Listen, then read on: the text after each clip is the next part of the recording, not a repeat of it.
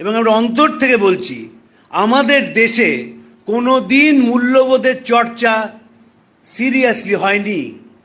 যদি মূল্যবোধের চর্চা হতো, যে অপমান করে সিরাজদৌল্লাকে মারা হয়েছিল, রবার্ট ক্লাইভ তার আত্মজীবনীতে লিখছেন যে যারা দুপাশে দাঁড়িয়েছিলেন তারা যদি একটা করে ইঁট মারতেন, তাহলে ইংরেজ বাহিনী, ইস্ট ইন্ডিয়া কোম্পানির বাহিনী শেষ হয়ে যেত। কিন্তু আমরা মারিনি। আমরা কিন্তু সূর্য সেনকে ব্রিটিশের হাতে ধরিয়ে দিয়েছিলাম। আমরা কিন্তু বিপ্লবীদের পদে পদে হেনস্থা করেছি। আমরাই কিন্তু রবীন্দ্রনাথ এবং বিবেকানন্দকে, তারা যখন বেঁচে ছিলেন, নানাভাবে অপমান করেছি। একজনকে বলা হতো বিবেকানন্দ নন, উনি তো বিবিকা আনন্দ। আমরাই বলেছি, কিন্তু আমরাই কিন্তু তার দেহ চলে যাওয়ার পর লিখেছি খবরের কাগজে, দ্য মিট ইটিং স্বামী of Belur Math is dead. রবীন্দ্রনাথকে বাধ্য করেছি লিখতে, এই মণিহার আমায় নাহি সাজে। ফলে আমাদের দেশে কোনোদিন মূল্যবোধ ছিল না। স্বামীজির কথা, আমাদের শাস্ত্রে মহাসাম্য, কাজে মহাভেদ বুদ্ধি। এখানে তো এত মানুষ উপস্থিত আছেন, আপনারা হাত তুলে বলুন তো, কাদের বাবা মা তাদের হাতে স্বামীজির বই তুলে দিয়েছিলেন এবং সবাই মিলে একসঙ্গে পড়েছিলেন? 1902 সালে স্বামীজি চলে যান। 1907 সালে প্রথম কমপ্লিট ওয়ার্কসের খণ্ডটি বেরোয়। কজনের বাবা মা তাদের সন্তানকে স্বামীজির বই হাতে তুলে দিয়ে বলেছিলেন যে এটা চলো আমরা একসঙ্গে পড়ি? পড়া যেত তো, পড়া হলো না। ফলে এই যে আমরা আস্তে আস্তে বর্তমান প্রজন্মে এসে পৌঁছালাম, তার একটা অদ্ভুত ইতিহাস আছে।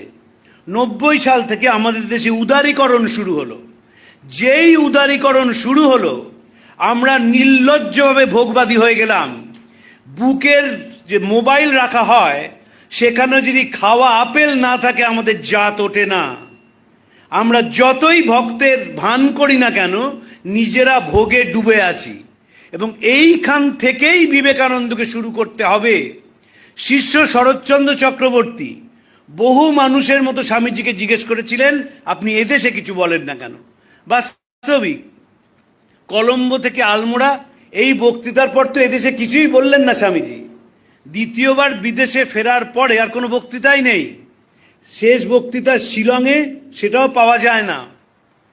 কেন বললেন না? স্বামীজি তার নিজে ব্যাখ্যা দিয়েছিলেন, তোদের দেহে বল নেই, মস্তিষ্কে বুদ্ধি নেই, আগে ভোগ করতে শেখ, তবে বুঝতে পারবি। যে কত বড় কথা ভাবা যায় না। আমরা ভোগ করতে শিখেছি, এখন বিবেকানন্দকে প্রয়োজন। আমাদের ভারতীয় দর্শনে দুটি কথা আছে, কাল এবং ক্ষণ। কাল হচ্ছে টাইম, আর ক্ষণ হচ্ছে মোমেন্ট। ভারতীয় দর্শনে দুটির ওপর অদ্ভুতভাবে জোর দিয়েছে, এবং ক্ষণ আমাদের খুব প্রয়োজনীয় একটি ব্যাপার। বিবেকানন্দ চর্চার এই হচ্ছে যথার্থ সময়। তার কারণ ভারতবর্ষে 90 সালের পর থেকে আমূল পরিবর্তন হয়ে গেছে। ভোগের এমন কোনো জিনিস নেই যেটা আমাদের দেশে নেই। যে কোনো পৃথিবীর যা কিনতে চান, যদি পকেটে পয়সা থাকে, জুতো বলুন, জামা বলুন, আমাদের কোনো অভাব নেই। শুধু আমরা যেহেতু কোনো দিন মূল্যবোধের চর্চা করিনি, তাই আমাদের হৃদয়টা কিছু নেই, একেবারে শূন্যে গিয়ে পৌঁছচ্ছে। এবং কাদের পৌঁছচ্ছে? যারা ক্রিমি লেয়ার, যারা ভালো স্কুল কলেজে পড়াশোনা করেছে, অনেক নম্বর পেয়েছে, বড় চাকরি করছে, তাদের মধ্যে মূল্যবোধের অবক্ষয় সবচেয়ে বেশি। কিছুদিন আগে আমি কলকাতা পুলিশের ডেপুটি কমিশনার ট্রাফিকের কাছ থেকে একটা স্ট্যাটিস্টিক্স নিচ্ছিলাম যে আমাদের রাত্রিরে তো ট্রাফিক ফ্লাউট করা হয় যখন পুলিশ থাকে না, আর তখন সিগন্যাল ভাঙে। অবাক হয়ে দেখলাম, সে সিগন্যাল যে ভাঙে, সেটা কিন্তু ওলা উবের ভাঙে না, ভাঙে হচ্ছে owner driven private cars. BMW, Porsche, Skoda, Mercedes. তারা রাত্রির বেলায় অনায়াসে অবলীলাক্রমে তারা ট্রাফিক ফ্লাউট করে চলে যায়। হাইওয়েতে যত বড় বড় অ্যাক্সিডেন্ট হচ্ছে, গাড়ি একেবারে শেষ হয়ে যাচ্ছে, মানুষ মারা যাচ্ছে, সব কিন্তু 40 লাখ টাকার ওপরের গাড়ি। এই যে আমাদের দেশের ওপরের শ্রেণীটা মূল্যবোধহীন, সেটা তলায়ও চলে আসছে। আমার ব্যক্তিগত অভিজ্ঞতা, আমি পশ্চিমবঙ্গের 341টা ব্লকের সব কটা ব্লকে গেছি, 55,000 গ্রামের 47,000 গ্রামে গেছি আমার চাকরির সুবাদে গত 3 দশক ধরে। আমি দেখেছি যারা সাধারণ মানুষ, তাদের মধ্যে তাও মূল্যবোধ আছে। যত ওপরে ওঠা যায় তত মূল্যবোধহীনতা, এবং এই যে রামকৃষ্ণ মিশনে আসার ফ্যাশন হয়েছে, তারা মহারাজদের কাছে একরকম, বাইরে একরকম।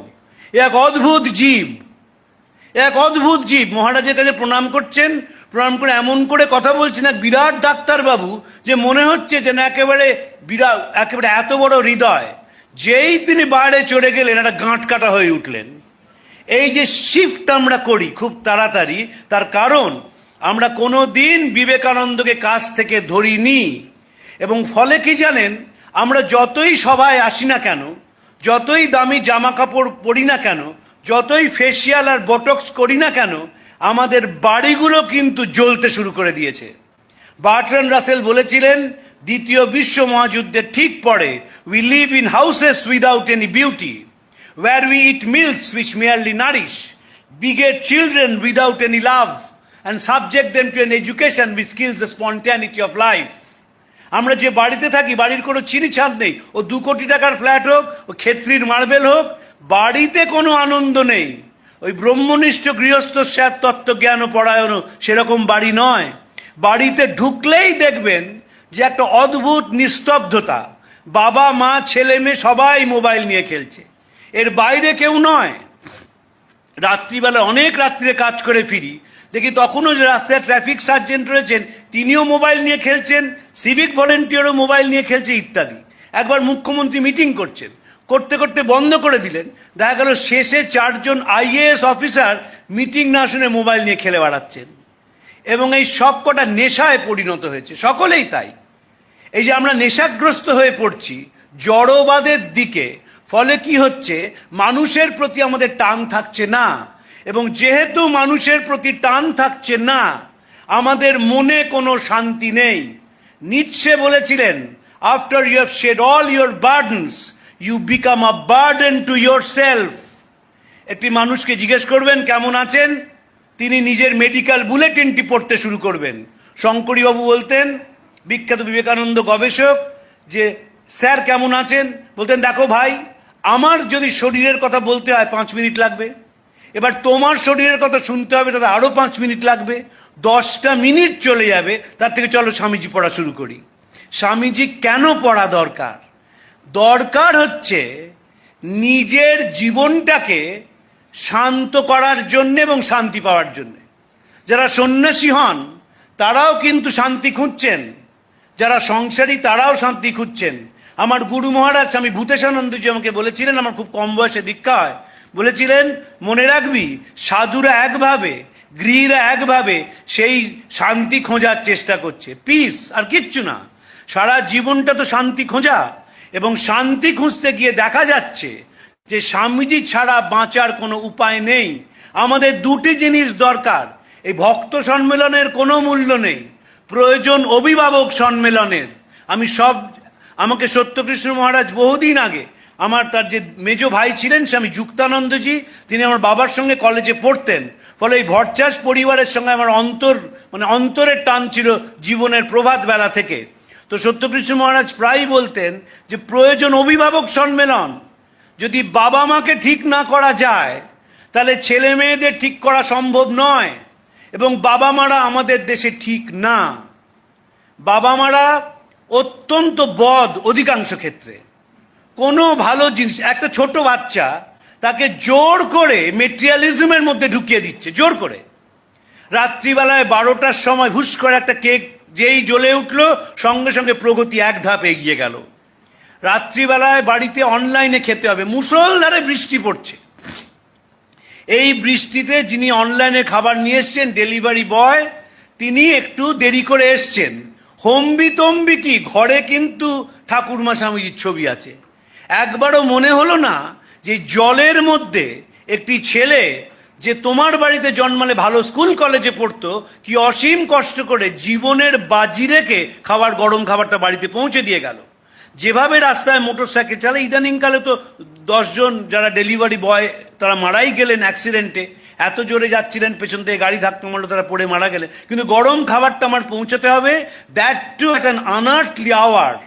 হঠাৎ 12টার সময় রাত্রিরে মনে হলো যে জল তো খাচ্ছিলাম, একটু ইলিশ মাছ আর ডিম এই খিচুড়ি খেলে কেমন হয়। সঙ্গে সঙ্গে অনলাইনে করা হলো এবং বলা হলো যেন খাবারটা সময় মতো চলে আসে। আমি ইদানিংকালে ডেলিভারি বয়দের বিবেকানন্দ পড়াতে শুরু করেছি। আপনারা যদি যান বালিগঞ্জ সার্কুলার রোডে, আগে যেখানে ম্যাক্স মিউলার ভবন ছিল তার উল্টো দিকে দেখবেন অনেক কটা স্কুটার দাঁড়িয়ে থেকে, ওখানে একটা বড় ডেলিভারি বয়দের রাত্রিরে গল্প গুজব হয়, সেখানে আমি স্বামীজি পড়াতে শুরু করেছি। এবং বুঝতেই পারছেন স্বামীজিদের পড়ানো কঠিন, তাই স্বামীজির ছবি দিয়ে পড়াতে শুরু করেছি। আমি নিয়ম করে সপ্তাহে একদিন অফিস থেকে ওখানে যাই, এবং এদের মধ্যে পরিবর্তন যদি না আসে তাহলে সমাজের একটা বড় দিক, আমাদের তো কোনো অনুভূতি নেই কাদের প্রতি। একজন মানুষকে আমি দেখেছি আমার গোটা জীবনে এ পর্যন্ত, তিনি 2 প্যাকেট খাবার অর্ডার করেন। তিনি বিদেশে থাকেন, প্রত্যেক বছর এদেশে আসেন এবং আবার বিদেশে চলে যান। 2 প্যাকেট অর্ডার করেন, একটি নিজের জন্য, একটি ডেলিভারি বয়টির জন্য। আমাদের নেই কারোর প্রতি দরদ। অথচ আমরা ভালো স্কুল কলেজে পড়ি, ভালো স্কুল কলেজে পড়াশোনা করেছি, কিন্তু যেই মূল্যবোধের প্রশ্ন আসে আমরা শূন্য। মনে রাখতে হবে, হৃদয়হীনতা যদি আমরা পাল্টাতে না পারি, আমাদের কিন্তু বিপদ কেউ ঠেকাতে পারবে না। আর কয়েক বছর পরেই বাড়িগুলো জ্বলতে শুরু করবে, কারণ বিশ্বাসহীনতা বাড়ির মধ্যে ঢুকে পড়ে গেছে। ওই একটা ছাতের তলায় আমরা থাকি, স্বামী স্ত্রী ছেলে মেয়ে একসঙ্গে যে আছি, ভাবার কোনো কারণ নেই একের সঙ্গে অপরের অন্তরের যোগ আছে। এক ছাতের তলায় থাকি এইমাত্র। পাল্টাতে হবে এটা। এবং স্বামীজি বারবার বিশ্বাস করেছেন, বলেছেন আমাদের অতীত ছিল গৌরবের, ভবিষ্যৎ আরো গৌরবের হবে। আমাদের দেশে এখনকার ছেলে মেয়েদের ওপর আমার অগাধ বিশ্বাস, অগাধ বিশ্বাস। কারণ তাদের একটা ট্রুথফুলনেস আছে, তারা নিজেদের কাছে নিজেরা বড় বেশি পরিষ্কার। যখন কলকাতা শহরে করোনা এলো দেশময় এবং কলকাতাও অ্যাফেক্টেড হলো, তখন পথ কুকুরদের প্রতি যা টান দেখেছি এখনকার ছেলে মেয়েদের, অতীতে কখনো ছিল না। আমি দক্ষিণ কলকাতায় থাকি, আমার নিজেরও পোষ্য আছে। সকালবেলা তাদের বেড়াতে নিয়ে যাই, তখনও যেতাম, গিয়ে দেখি একটি ছেলে মেয়ে তারা পুলিশের সঙ্গে তুমুল তর্ক করছে যে বালিগঞ্জ লেকটাকে সকালে 5 মিনিট এবং বিকেলে 5 মিনিটের জন্য খুলতে হবে। পুলিশ বলছেন সরকার অর্ডার দিয়েছে, কোনো পার্কস কোনো লেকস খোলা যাবে না, ফলে আমরাও খুলতে পারবো না। তখন আমি বললাম কেন? আমি তার মধ্যে ইন্টারভিন করে বললাম কেন খোলাতে চাইছেন? বললেন এই লেকের মধ্যে 2টি কুকুর আছে যারা কিডনির অসুখে ভোগে, এবং তাদের যদি সকাল বিকেল ওষুধ দেওয়া না হয় তাহলে তারা মারা যাবে। অতএব আমাদের 5 মিনিট এবং 5 মিনিট, সকালে 5 মিনিট বিকেলে 5 মিনিট খুলতে দিতেই হবে। এই বোধ আজ থেকে 40 বছর আগে ছিল না।